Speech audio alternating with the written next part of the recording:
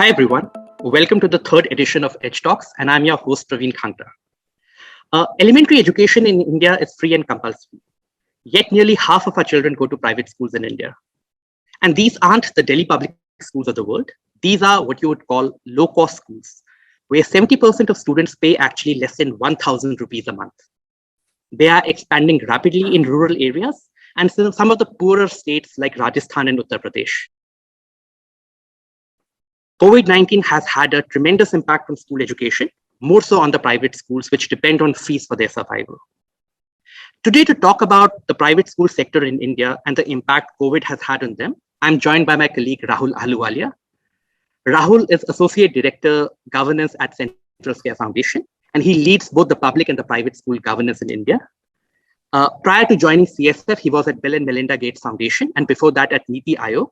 In both these organizations and institutions, he was involved in identifying ways to improve governance in India. Welcome, Rahul. Thanks, Praveen. Great to be here. To start with, I think the first question I would want to, almost like grounding the entire conversation, give us a little bit of a macro perspective on private schools in India. Sure. I know there's a lot of discussion on private schools and debates. Conceptually, how should even we look at the private schooling in India for a developing country? Sure. I think you laid it out reasonably well, right? I think I'll just quickly put out a few stats and then we can talk a little bit about what's going on there, right? I think the important one, of course, is that there's 25 crore school children overall in India, right? Roughly 13 crore of these are in public schools and roughly 12 crore in private schools, but this also includes private aided schools, right? Which over time have become more and more just like government schools. So it's a very, very large proportion of children studying in India. And like you very rightly pointed out, right, our conception, at least the conception of the elite or upper middle class or middle class people in India seems to be that, DPS or modern school or some other convent or the other is what you think of when you say private school, right? But the reality, of course, is that 90% of children in India pay less than rupees 2,000 a month for their education. 70% pay less than 1,000 a month, and 45% pay less than 500 a month, right? So yeah, so it's not at all really the school that we're thinking of is not an elite private school. It's really people, very aspirational people who are sending their kids to school.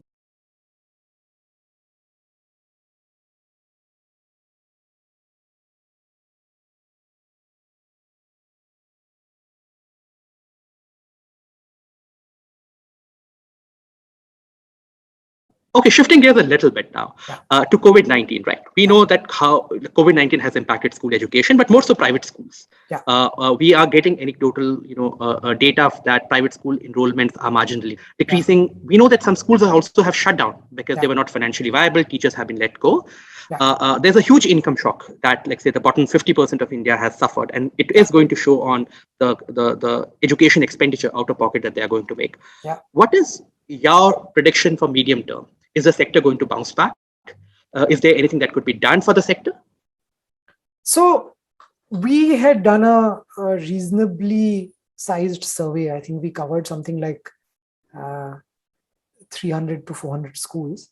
These were unfortunately not in the budget part of the budget because we sourced our survey from online sources where you would find really low-end budget schools to be underrepresented, right? And there at least, and we spoke to about 80% of parents said that they would continue sending their kids to private schools, right? So at least above the very lowest levels, we do see a strong preference for people to continue sending their kids to private schools, right? And I think that sort of represents how I think about this, right?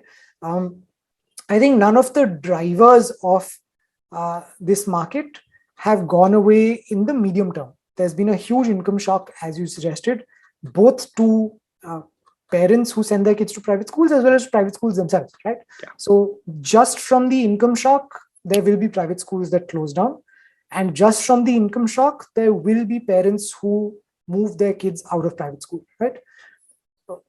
Now, I guess that basically tells you that it depends on how we as a country recover from this income shock, how long that takes us. I think is going to be the main driver in the short term of what happens to private schools. As long as we stay on our trajectory of largely increasing incomes and increasing growth, I would expect private schools to come back to at least roughly where they were before, if not continue to grow, right? I think the caveat here, of course, is that even pre-COVID, right, we were seeing some degree of leveling off in the enrollment, right? And that, I think, was coinciding sort of the limits of easy growth in some sense that we had, right? So this is all contingent on what happens in the larger macroeconomic picture.